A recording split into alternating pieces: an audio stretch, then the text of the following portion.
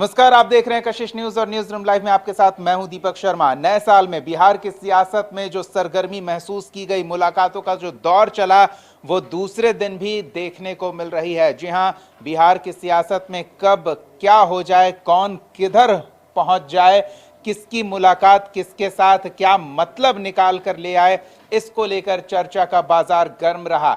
एक और तस्वीर सामने आई है, उस तस्वीर के बारे में भी आपको जानकारी दे दें। और तस्वीर है तेजस्वी यादव द्वारा सोशल मीडिया पर साझा की गई तस्वीर, जिसमें वो नीतीश कुमार से मुलाकात करते नजर आ रहे हैं।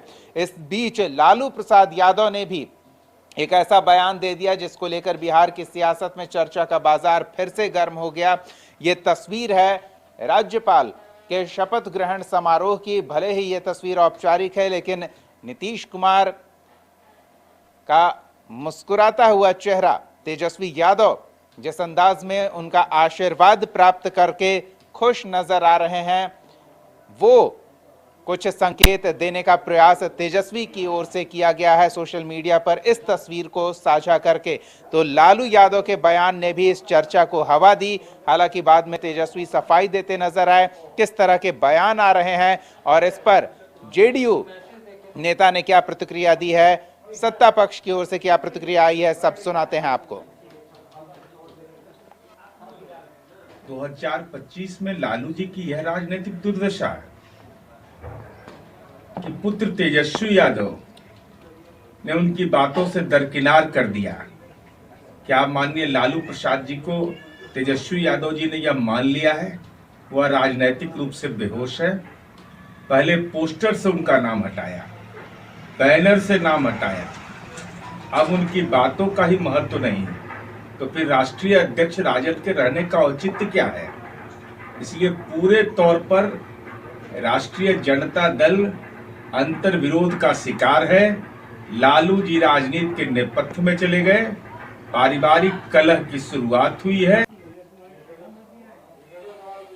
चलिए, तो चर्चा का बाजार गर्म है। और क्यों ये चर्चा शुरू हुई, आखिर क्या वजह रही कि नए साल में एक बार फिर से पुरानी बातें दोहराई जाने लगी, एक तस्वीर के माध्यम से, एक बयान के माध्यम से, पुराने बयान लेकिन नई चर्चा। सहयोगी आशुतोष हमारे साथ जुड़े हुए हैं। आशुतोष, नया साल बिहार की सियासत में कुछ नई सुगबुगाहट के साथ शुरू हो रहा है।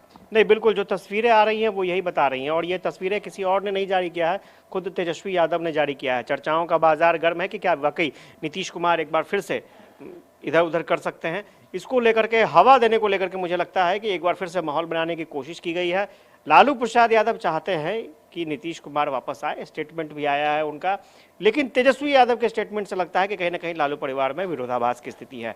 इसमें कोई दो राय नहीं है कि कांग्रेस भी चाहती है कि नीतीश कुमार महागठबंधन के साथ आए, लेकिन फैसला नीतीश कुमार को करना है। जेडीयू की तरफ से स्टेटमेंट आ रहे हैं, लेकिन नीतीश कुमार चुप्पी साधे हैं। नीतीश कुमार की तरफ से कोई स्टेटमेंट अभी तक नहीं है, इसलिए कयासों को बल मिल रहा है। हालांकि बीजेपी कोशिश कर रही है, बीजेपी लगातार बोल रही है कि ऐसी कोई बात नहीं है और ये सब अफवाहें हैं। नीतीश कुमार बहुत अच्छी तरीके से जानते हैं लालू प्रसाद यादव को, और लालू प्रसाद यादव की सरकार का मतलब ही है भ्रष्टाचार, अपराध और तमाम तरह की अराजकताएं। तो नीतीश कुमार वो गलती नहीं करेंगे, क्योंकि नीतीश कुमार को जो आशंका लग रही है, जेडीयू को जो आशंका लग रही है, महाराष्ट्र का जो प्रकरण था, शिंदे साथ में चुनाव लड़ रहे थे, बीजेपी को ज़्यादा सीट आई, उनको हटना पड़ा, वही नीतीश कुमार को लग रहा है, जेडीयू को लग रहा है कि अगर इस बार भी कुछ ऐसे ही परिणाम होते हैं, मान लीजिए जेडीयू की जो सीट है वो एकदम जो सीट है वो बिल्कुल ही अगर जेडीयू की कम आ गई हो या फिर बीजेपी की ज़्यादा चली जाए, तो हो सकता है कि नीतीश कुमार के नेतृत्व में तो लड़ने की बात हो रही है, लेकिन अगर सीट बीजेपी को आ जाए ज़्यादा तो फिर नीतीश कुमार के लिए मुश्किलें बढ़ेंगी, क्योंकि बीजेपी के साथ इंटैक्ट रूप से खड़े हैं। आप एलजेपी की बात कीजिए, चिराग पासवान की बात कीजिए, मांझी की बात कीजिए, ये सारे लोग उधर खड़े हैं, तो इधर नीतीश कुमार अकेले पड़ जाएंगे। हालांकि जब सवाल पूछा गया नीतीश कुमार से राजभवन में इस मसले पर कि लालू प्रसाद यादव ऑफर दे रहे हैं, तो उन्होंने कहा था कि नहीं, छोड़िए। फिर राज्यपाल भी बोले कि अभी पॉलिटिकल मामला पर चर्चा करने का विषय नहीं है, राजभवन का मामला है, शपथ ग्रहण था, इसलिए इन सब बातों को। आशुतोष, सत्ता पक्ष की बात तो हमने कर ली, लालू और तेजस्वी बयान दे रहे हैं, तेजस्वी ना कह रहे हैं। तेजस्वी को ऐसा लग रहा है कि अगर ये माना जाए कि तेजस्वी कॉन्फिडेंट है कि 25 के चुनाव में हम अपने बलबूते कुछ कर जाएंगे, लेकिन लालू प्रसाद यादव कहीं ना कहीं उतने कॉन्फिडेंट तेजस्वी को लेकर शायद नहीं है। सहयोग चाह रहे हैं कि नीतीश कुमार आ जाए तो सत्ता हमारे पास आ जाए, ये भी एक गुंजाइश बनती दिख रही है। नहीं, बिल्कुल। और गुंजाइश ही नहीं है, ऐसा लगता है कि आरजेडी के साथ अगर जेडीयू आता है तो स्वाभाविक तौर पर 2015 की स्थिति आप लोगों ने देखी थी, कि हम लोग सारे लोगों ने देखी थी 2015 में किस तरह से मजबूती के साथ आगे बढ़े थे, महागठबंधन के लोग आगे बढ़े थे। और ये परिस्थितियां बताती हैं कि नीतीश जिधर रहते हैं सरकार बन जाती है कमों में, संख्या बल जो भी हो। पिछले बार भी संख्या बल कम थी, फिर भी बीजेपी ने नीतीश कुमार को आगे किया था, सीएम बनाया था, बाद में परिस्थितियां अलग रही। लेकिन इतना ज़रूर है कि संख्या बल डिपेंड करता है, इसमें कोई दो राय नहीं है कि संख्या बल ज़्यादा होता है तो हौसला बुलंद होता है और जो चाहे वो कर सकते हैं वाली स्थिति होती है। लेकिन नीतीश कुमार के साथ ऐसा नहीं है। नीतीश कुमार कम संख्या बल में भी सरकार में शामिल होते हैं। महागठबंधन में भी यही परिस्थितियां दिखी थी। लेकिन सवाल ये है कि क्या आखिर जो ये अविश्वास की भावना एनडीए में आ गई है, एनडीए के घटक दलों में एक दूसरे के प्रति विश्वास नहीं है कि बीजेपी मेरे साथ क्या करेगी, जेडीयू सोच रही है, बीजेपी ये सोच रही है। बीजेपी के तो आपने देखा होगा कि डिप्टी सीएम ने क्या क्या कहा था कि जब तक सरकार नहीं बनती है तब तक अटल जी का सपना पूरा नहीं हो सकता है। तो रह रहकर अंदर खाने ये भावना आती है बीजेपी नेताओं के कि कुछ होना चाहिए, अपनी सत्ता होनी चाहिए। तो ये बीजेपी के नेताओं की भावना को जेडीयू भली भांति समझ रही है। लेकिन चूंकि इतनी पुरानी सत्ता है, नीतीश कुमार के चेहरे पर लोग जाने की बात कर रहे हैं और बीच में बदलाव हो जाएगा तो फिर क्या असर होगा।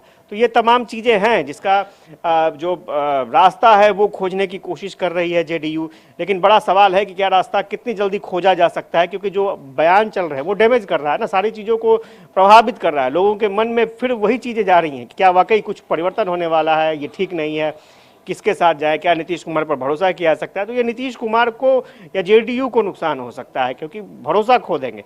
यानी कि मानकर चलें कि नए साल में जो एनडीए की साझा बैठकें होने वाली है उसमें एक टॉपिक एक्स्ट्रा हो जाएगा और जो डिस्कशन होता होगा उसमें एक टॉपिक कि नहीं भरोसा कायम रहेगा। नहीं, आप एक चीज देखेंगे कि बैठक से पहले खरमास का मामला है। अब आपको याद होगा कि पिछले बार भी खरमास के बाद कुछ खेल हो गया था, तो इस बार भी लग रहा है कि क्या खरमास के बाद खेल हो जाएगा, क्योंकि इससे पहले भी भाई वीरेंद्र बोलना शुरू किए हैं कि भाई हो जाएगा हो जाएगा।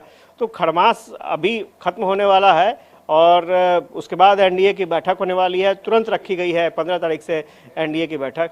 तो ये माना जा रहा है कि क्या इसकी पटकथा शुरू हो गई है, क्या इंतजार होगा कि खरमास के बाद कुछ खेला हो जाए।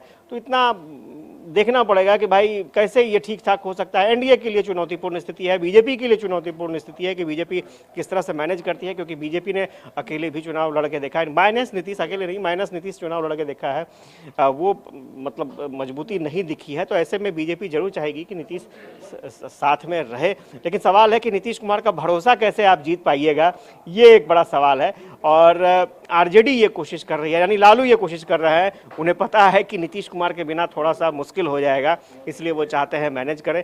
और जहां तक दरवाज़ा बंद और खोलने की बात है, दरवाज़ा बंद अमित शाह जी ने भी किया था, लेकिन खिड़की खुली हुई थी। नीतीश कुमार महागठबंधन छोड़कर आए और बीजेपी के साथ सरकार बनी। तेजस्वी यादव ने दरवाज़ा बंद किया है, लालू जी ने खिड़की खोल दी है। अब देखना होगा कि आगे क्या परिस्थितियाँ बनती हैं, क्या वाकई फिर से परिवर्तन हो पाता है।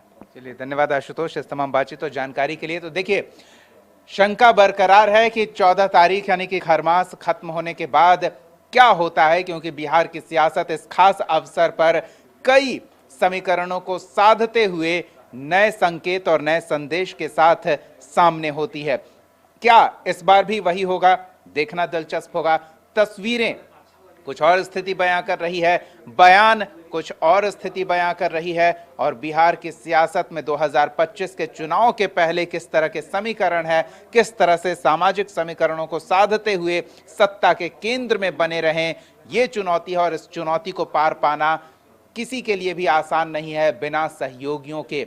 लेकिन सहयोगी कौन होगा जो जीत सुनिश्चित करेगा, ये तय हर एक को अपने फायदे को देखते हुए करना होगा। और क्या होता है जल्द समय स्पष्ट करेगा।